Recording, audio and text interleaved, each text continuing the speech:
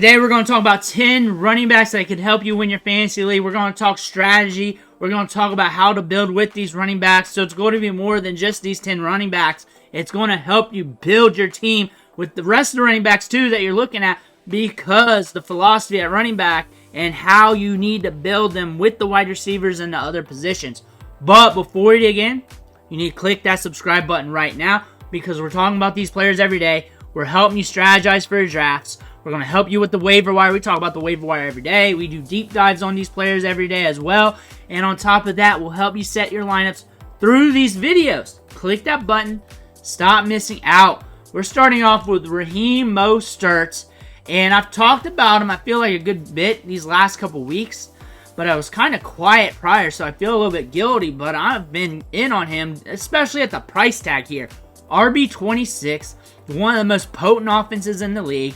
It's almost like a slam dunk option, especially as your RB2, maybe even RB3, depending on how your draft went. Raheem Mostert is pretty solid for that. You look at the production here, and even if you're like a 0 RB guy and you're just waiting and waiting, you could pop that cherry with Raheem Mostert and just start slamming running backs, and you're elite at wide receiver, and maybe you got a top tier tight end.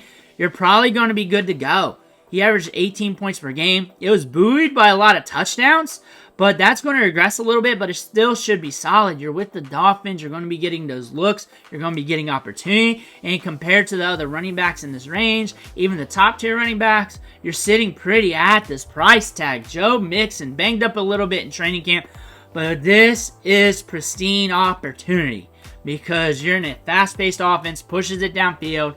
You're going to get about the same amount of targets. The workload's going to be similar. I expect it to be similar to what we saw with the Bengals. I expect this offense to be running very efficiently. The only thing to question is his health, but you're going to question that with all running backs. That's the thing with running backs, they get banged up. So you don't want to pay up too much for running backs, but you also do not want to miss out on them either. So you want to be frugal. You want to watch your draft. You want to catch guys at value. You do not want to ignore those good wide receivers coming at you at value just because you got a couple extra good wide receivers. You want to be stacked up there because wide receivers, when the starter goes down, the backups don't get all the targets.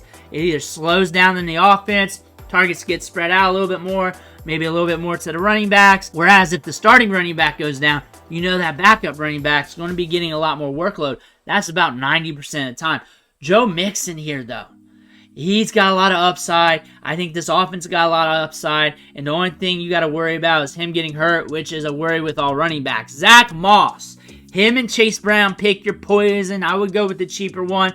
We're going to know more about this backfield week 1. I look for it to be a split. Zach Moss is very dependable in all phases between the tackles with his vision. And on top of that, in pass protection, he has proven he can be productive in spurts. He might be productive in spurts with the Bengals. It might be back and forth with him and Chase Brown. But again, RB27, cheap, free, around that Raheem Mostert range. This Bengals offense can push the pace. Could be a fascinating get for your fantasy team. Austin Ekeler, RB40. Running back 40 off the board, round 11 draft capital, double-digit rounder.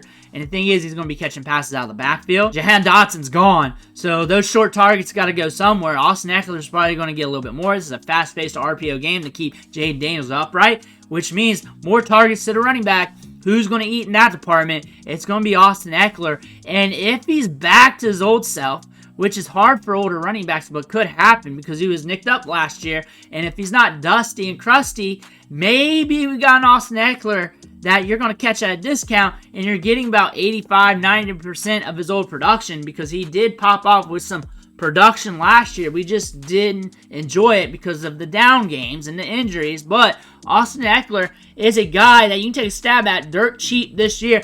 Kenneth Walker is on the rise. I think he's going to get the workload. I think he's going to get a lot of opportunities. I think they're going to funnel the touches to him. He's got a lot of upside with that 4.3 speed. He's electric. He's got good vision.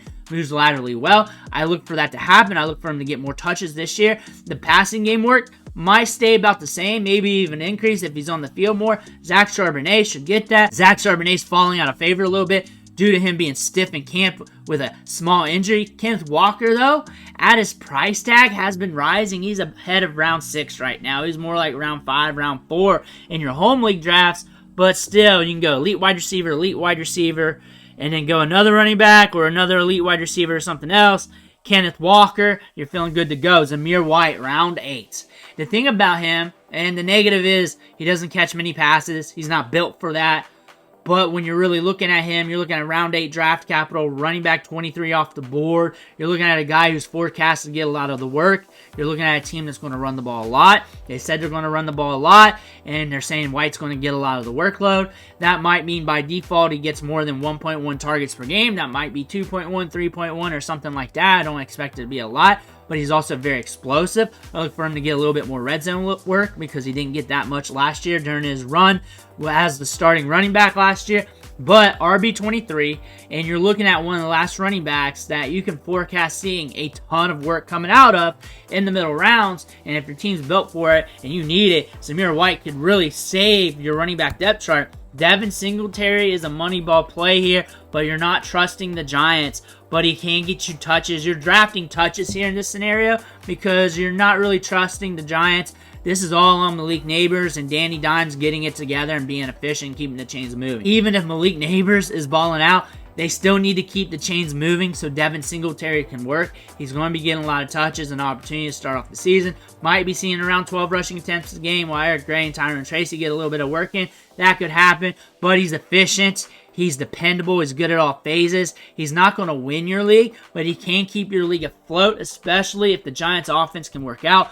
Gus Edwards is a very dependable running back. The offensive line looks like it's smoothing out. This offense is going to be very run-heavy. You got J.K. Dobbins, Kamadi Vidal right behind him. They signed Hassan Haskins, former Michigan running back, so he fits well with Harbaugh, a guy that's going to be behind him as well. Gus Edwards, though, efficient at all phases. Played in Baltimore with his coach's brother, so they know about him, and he's going to be getting a lot of touches to start things off. The injury history is something to worry about, but he's cheap, almost running back 40 price tag. Javonte Williams is going to be the starting running back for the Broncos.